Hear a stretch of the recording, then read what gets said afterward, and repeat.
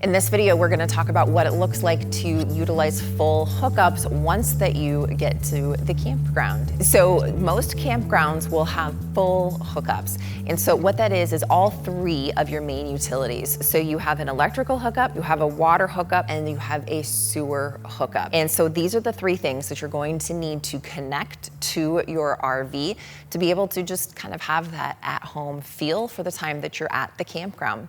So the first hookup that you're going to hook up is the electrical hookup. Now, most of the newer Fleetwood motorhomes all have a built-in surge protector, which is going to protect you from any electrical issues that may happen with that campground pedestal, such as polarity issues, or if there's a voltage drop.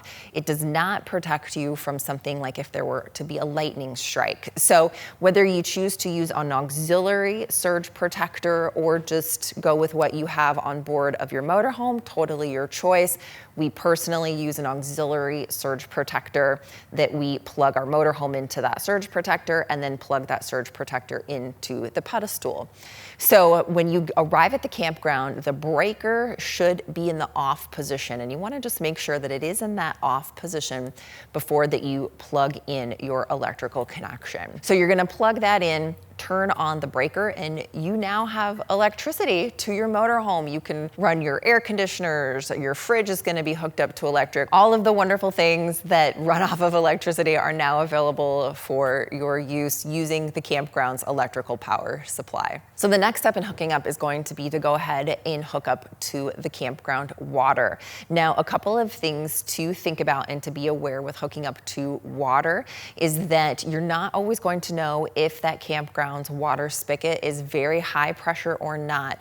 And so the use of a water pressure regulator is always a good idea to be able to make sure that you're not getting too high of water pressure into your motorhome that could potentially damage the piping and things like that inside of the motorhome. So we personally use and recommend a water pressure regulator. There are also water filters that you can use, totally personal choice on that. There's a ton of them, so just do some research, see which one you feel like is going to work best for your situation. But most of these water filters then are a filter that will basically be somewhere in between where the water spigot is at the campground and then where you actually have the hose going into the freshwater hookup for your motorhome. The last step is going to be hooking up the sewer hookup. Now, this is the one that a lot of people find intimidating.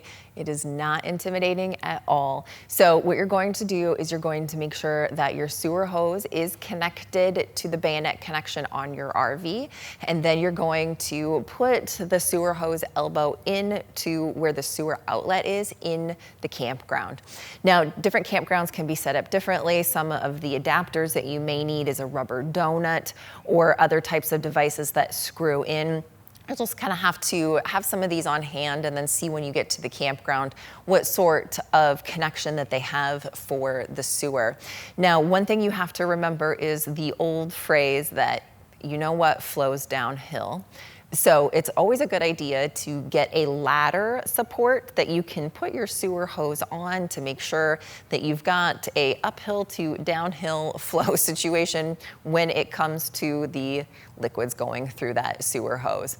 Another thing that we see a lot of newer RVers make this mistake, and that is that they think once that they're hooked up to the sewer, well, we'll just leave the valve for the black tank and the valve for the gray tank in the open position so everything can flow out, and that is not what you want to do.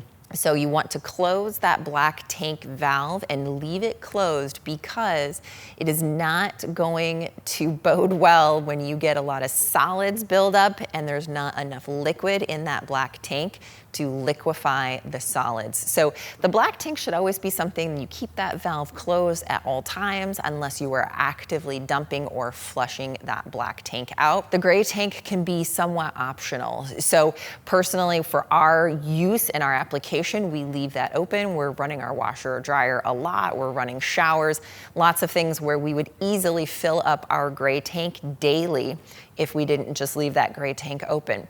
For your specific use, you may want to leave the gray tank closed as well and then dump as needed. Totally personal preference on what that you feel is the best option for you. But needless to say, leave the black tank closed. So one of the things that we also do on our very last day before we know we're going to check out of a campsite, that's when we will go ahead and close off that gray tank valve. We've always got maybe laundry going, dishes going, especially when you're getting ready to check out of a campground, kind of lots of activity that you'll have going on in your RV. Let some of that gray water build up to be able to use that gray water to kind of create a little bit of a rinse down the sewer hose after that final dumping of the black tank.